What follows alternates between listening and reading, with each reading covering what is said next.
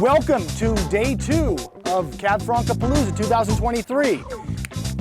So, who here likes Cabernet Franc?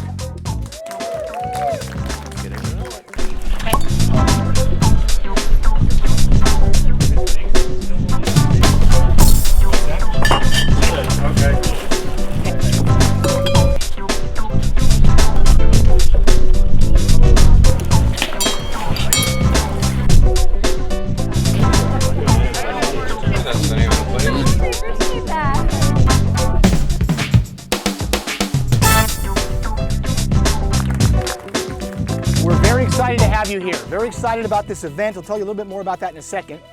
I want to welcome you to the Stephen Kent Winery, one of LiverMore's 50 wineries in this small but mighty appellation. Very proud and excited to be here. There are several winemakers in the audience that we'll talk to and about as we go through the process. I want to first introduce a good friend of mine. And if you've been around LiverMore drinking wine for the last 20 plus years, you'll probably know him from his previous job, Jim Denham. Say hi, Jim. Hey, hi. He's the owner of the Wine Steward Wine Shop in Pleasanton. And if you have not been to the Wine Steward, you're doing yourself a big disservice. It's a great, great wine shop. Great selection of wines, even a lot of Rhone wines for some reason, but a lot of wines from outside of California, a couple of Cab Francs, LV versus LV, Livermore Valley versus Loire Valley. So there are 3 wines from the Livermore Valley in your 6, and there are 3 wines from the Loire Valley in your 6. And so one of your jobs is, and this is about as hard as it gets, but one of your jobs is to figure out which are the New World wines, California wines, and which are the French wines. Cab Franc-A-Palooza is an event that Momentous Hospitality, a new hospitality company, Beth Mirasu, my wife, and I, and Matt Toomey and Rebecca Navarro, who are around somewhere. They're running around. They'll be back in a second. We really feel that one of the things the Livermore Valley needs is something to attach itself to.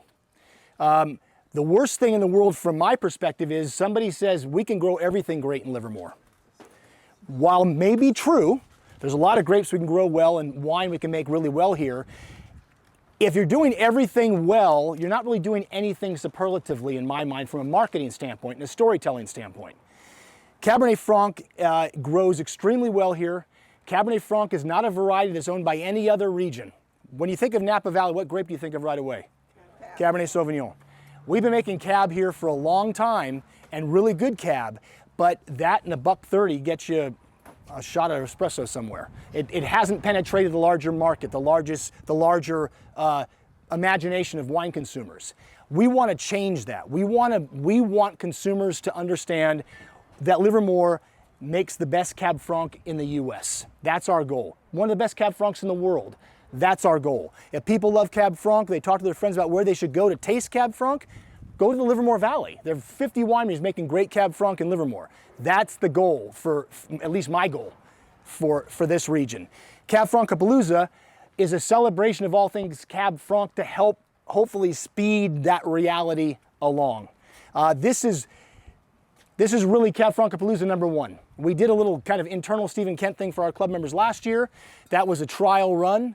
We loved the response we got from club members and from their friends, and consequently thought, let's think bigger. Let's think about how we get this train moving along forward. There are already 16, 17 wineries making Cab Franc in Livermore, so there's a lot of support for the grape already. Not a lot of acreage yet. That's another challenge that we're working on. But this event is all about bringing Livermore Valley more visibility. Bringing Livermore Valley visibility on a wine that it grows really, really well. So high quality, hopefully more and more volume being produced, more and more producers making that volume. It's a very exciting time if you're a Cab Franc lover like I am. So that's the origin of Cab Franc-A-Palooza. Day 2, sold out. Day 3 tomorrow, deep dive into 5 different regions from around the world, sold out.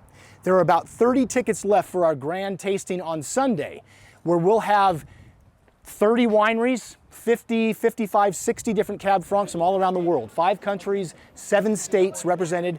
No parking on the site on Sunday. All this will be wine booths, will be circus performers, will be food trucks, live music. It's a palooza, after all. Cab Franc. Tell us about Cab Franc from your perspective. From my perspective, I made wine with Tim Sauer at Livermore Valley Cellars during the 90s, and we didn't know how to make wine when we started, and we ended up making some pretty good wine near the end of the 90s. Along the way, I don't think we ever treated Cabernet Franc, but during that period, I believe it was during that period that Cabernet Franc became a fad wine.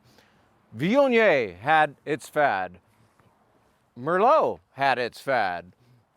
Cabernet Franc, I think on my watch as a semi-professional winemaker, had its fad, and it crashed. It seemed like for a while there in the 90s, a lot of people tried to do it. And thankfully, those people are no longer trying to do it. In other words, I think that was practice, so I'm glad to see this happen.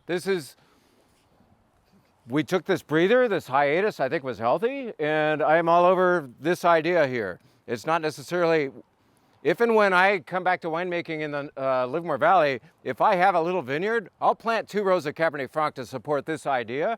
I'll be emphasizing another group of grapes, but I love somebody who's emphatic. He's a friend, and he visits our wine bar with Beth, and they drink great Cab Franc, and by the way, Gamay, at our wine bar. And the point is, I really believe in unity, and it's Cab Franc is a very interesting grape. I'm sure you've all had it, and I'm wondering if you've had it from France, because you're about to be exposed to something different if you have never had it from France. Can I see actually a show of hands? Who's been to France? Lots of you. Who's been to Paris? Lots of you. Who has sat at a sidewalk bistro in Paris?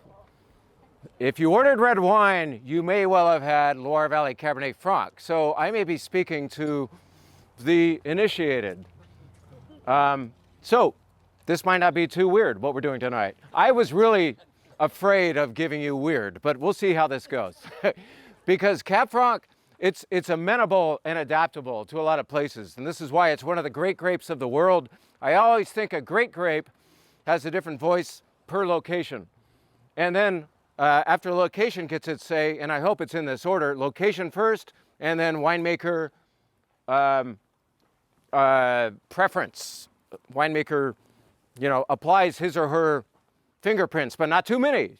I want to taste place first. What did this place do to Cabernet Franc? The same way it might do it to Grenache or Syrah or Cabernet Sauvignon or Vermentino or whatever. The Cab Franc needs to talk first, the varietal and the place. And so we're going to find that out tonight. I'm looking forward to it. We are. I'm excited about it as well. There are as many different expressions of each variety as there are winemakers, and as there is terroir. Still a term I'm not exactly sure of the meaning. I fashion a meaning for myself all the time, and it changes, but wines of a place, and the place, the weather, the soil aspects, the way the sun moves over the vineyard, the age of the vines, clonal material, all of those things are part of the terroir of the site. The itness, the awareness of that particular place. And then the winemaker, I think, is part of that terroir equation as well. What's the expression the winemaker's trying to hopefully shepherd from those grapes and not strangle from those grapes?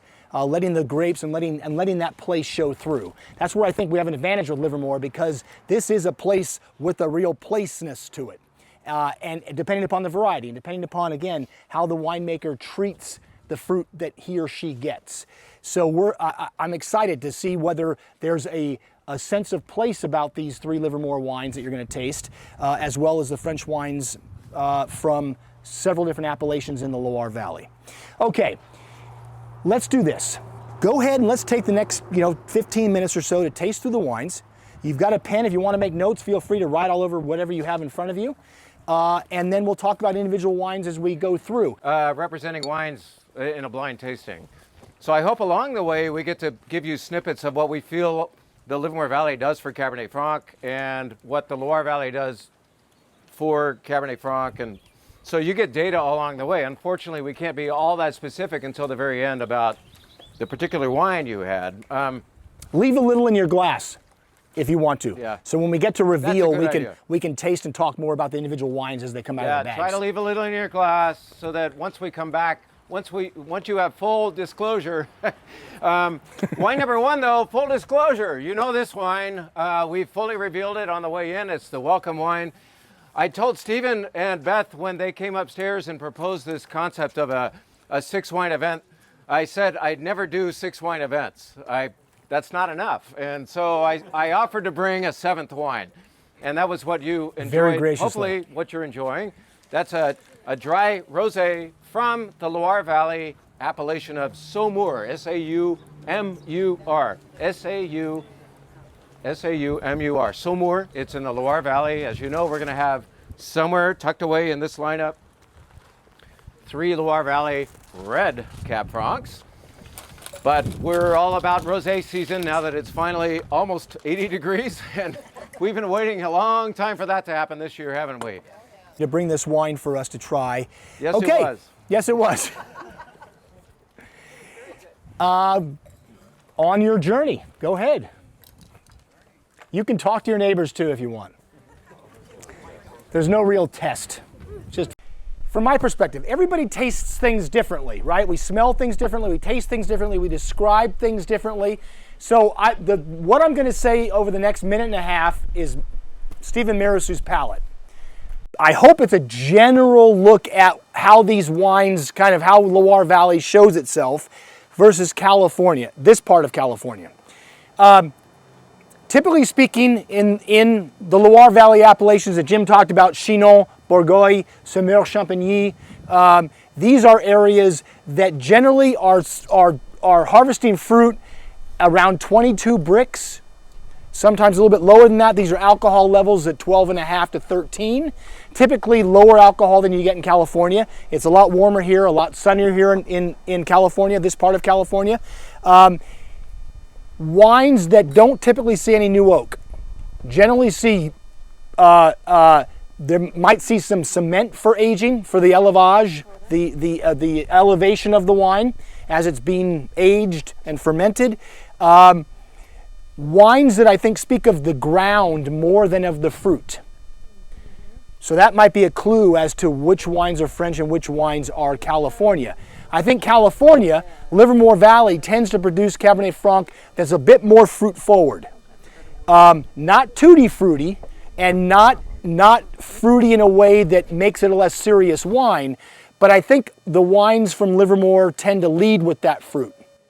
Where I might get beets, I might get turnips, I might get, sort of forest floor notes in the Loire. I tend to get more, sort of red to dark and sometimes black fruited notes in Livermore Cab Franc, but I don't tend to get as much of those forest floor, earthy, humus kinds of notes in the wine. There's always outliers. We make a wine from the Santa Cruz Mountains that tends to be a lot more Loire Valley-esque than Livermore does. So areas mean a lot of things. As Jim was mentioning, the ground is sacred in Europe. The place, the terroir of the place, the zeitgeist, the natural zeitgeist of the area is what gives that specific spot and those specific grapes grown on that specific spot their itness, their whatness. They define what it is these wines are. Livermore Valley again, higher alcohol typically, more fruit forward, probably more new oak, although I don't think any of these wines have a ton of new oak to them. And that's a condition that is again one of those winemaker preferences we are always constantly in tension with. Is how do we describe the grape in the most accurate way from our perspective when Beth and Aidan and I are making wine for Stephen Kent. I want to introduce some guests here who are valued players here in Livermore Valley, absolutely, and whose wines are perhaps in this tasting. Of course they're in this tasting, I wouldn't be saying this, right? Alec Fraser, Carl Wente from Myriad as well in Wente Vineyards. Thank you, guys. There would be no Livermore Valley without the Wente family. The Wente family is absolutely, they're great friends. They've been family friends of my family for generations. We make our wine, we rent space at Wente, so we make our wine in their facility next door. They are responsible for every good thing that happens in Livermore. And we can't thank them enough for their friendship and their support. Darcy Kent from Darcy Kent Winery. No relation. Darcy and I are not married. We're not brother and sister. We're not cousins. We're not whatever else people have supposed over time. We're friends. DNA. And we're big supporters of Livermore Valley. So Darcy, thank you so much for being here. And David is ill right now, or under the weather, let's call it. Give him our best, please. Thank you. Okay, so you all know which wines are which. Why don't we do something? Let's do Can this. I throw in one more? Yes, please. Because this might be the last time you have to listen to us. So I wanted to, Stephen inspired me to say a couple more things about Cabernet Franc and Loire Valley Cabernet Franc. I talked about location a lot, right? So let's talk about style. As you peruse these glasses one more time, think about what Stephen has already alluded to was the T word, terroir. We talk about terroir to people that we're guiding. Location, location, location, right? Cab Franc